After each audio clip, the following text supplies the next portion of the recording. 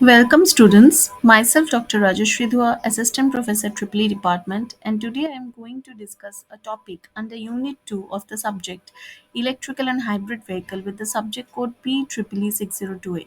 And the topic of discussion today will be the control of induction motor drives. Now this is torque slip characteristics of a typical induction motor with fixed stator frequency and voltage. We can see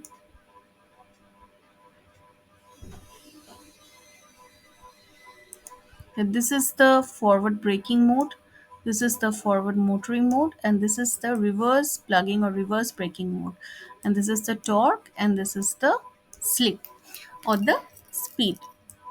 So, what we can say is that the torque slip characteristics of an induction motor which has fixed voltage and fixed frequency is illustrated, and in the region where 0 is less than S less than Sm, that is Sm is the rated slip of the motor, the torque increases approximately linearly with the increase in slip until reaching at the maximum value at S is equal to Sm. So this is the maximum value where S is equal to Sm. And then what happens is that it decreases with further increase in slip. And when the slip value is 1, the rotor speed is 0 and the corresponding torque becomes the starting torque, but which is less than the torque at S is equal to Sm. And in the region where 0 less than slip less than 1, it is the forward motoring region. That is, this is the forward motoring region. And in the region of S greater than 1, the rotor torque is positive and decreases further with the increase in the slip, and the rotor speed becomes negative, as we know. And in this region, the operation of the motor is reverse braking or reverse plugging.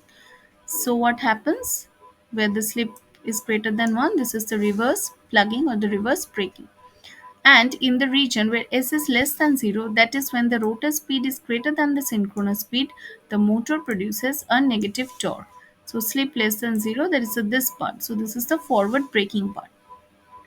It is clear from the torque speed characteristics of a fixed voltage fixed frequency induction motor is that this characteristics is not suitable for vehicle traction application. This is mainly due to the low starting torque, the limited speed range, and unstable operation in the region of S greater than Sm, in which any additional disturbing torque in the load will lead the machine to stop as the torque decreases while the speed decreases characteristically. The high slip also results in high current, which may cause damage to the stator windings. Actually, the operation of the fixed voltage, fixed frequency induction motor is actually done in the narrow slip range of 0 less than S less than Sm. Thus, for traction application, one needs to control the induction motor with proper speed torque characteristics. So we can only operate the motor in this small region of forward motoring. Now what happens is that for traction application we have a method which is known as the constant volts hertz control. The torque speed characteristics of an induction motor can be varied by simultaneously controlling the voltage and the frequency, which is known as the constant volts hertz control.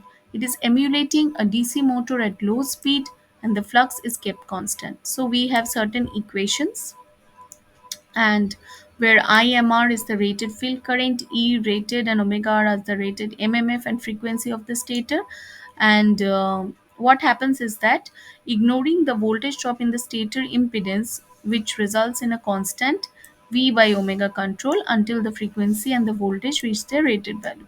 So these are some of the mathematical equations which eventually lead to the expression of the maximum torque being like this, that is T max is equal to 3 by 2 E rated square L R omega R square. So this is the voltage and this is the frequency because omega is twice pi f.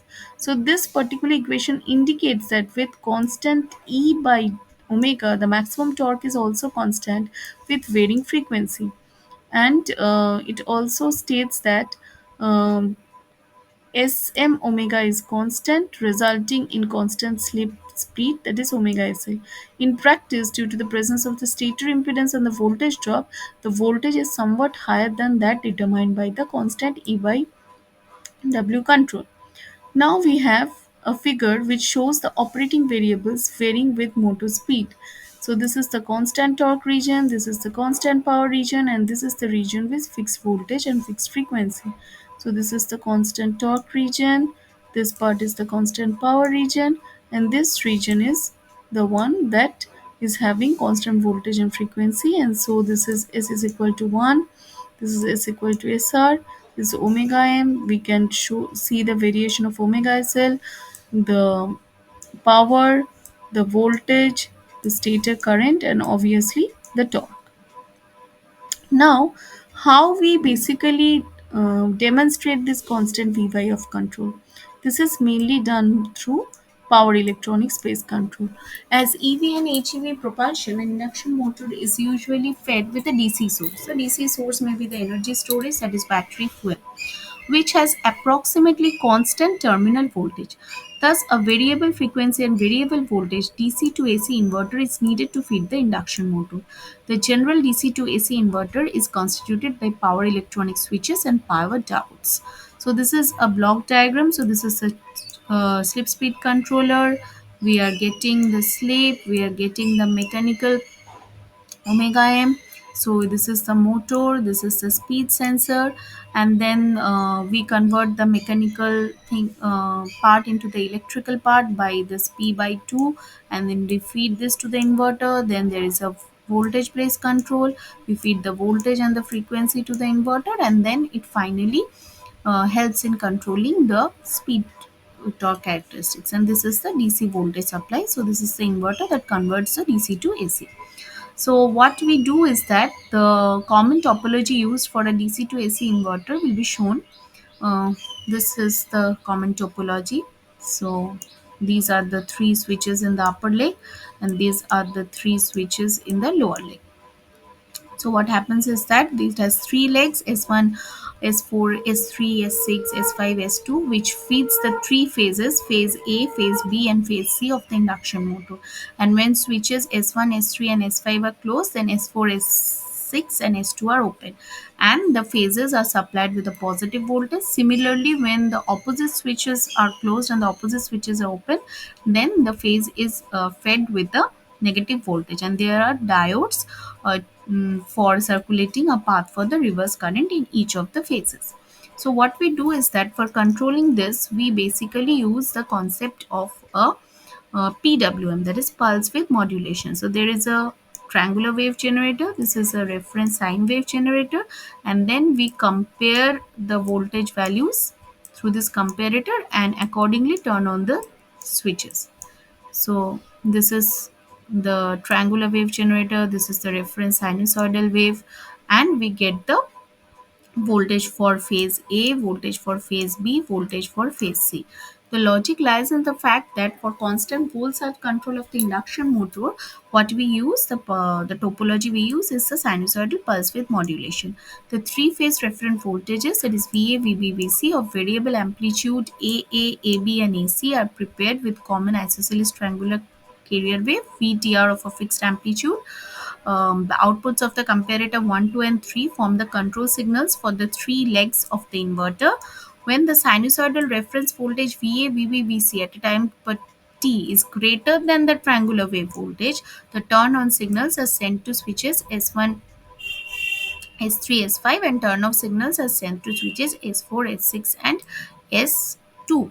Thus, the three phases of the induction motor have positive voltage. On the other hand, when the reference sinusoidal voltage is smaller than the triangular wave voltage, turn on signals are sent to the switches S1, S3, and S5, and the other switches, they are turned off.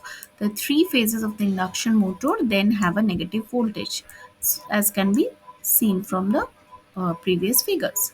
The frequency of the fundamental component can be found out in this manner. That is A by M, that is the modulation index, where M is the modulation index, and where A is the multitude of the reference voltage signal, and the fundamental component in the phase waveform is given by MVD 2 by root 2. Thus, the fundamental voltage increases linearly with M until M is equal to 1. That is when the amplitude of the reference wave becomes equal to the carrier wave. And for m greater than 1, the number of pulses in VA0, VB0 and VB0 becomes less and the modulation ceases to be sinusoidal. So by changing the value of the modulation index, we get the output value of the reference voltages as purely sinusoidal or not. So this is how pulse width modulation based constant V by F control of induction motor is done.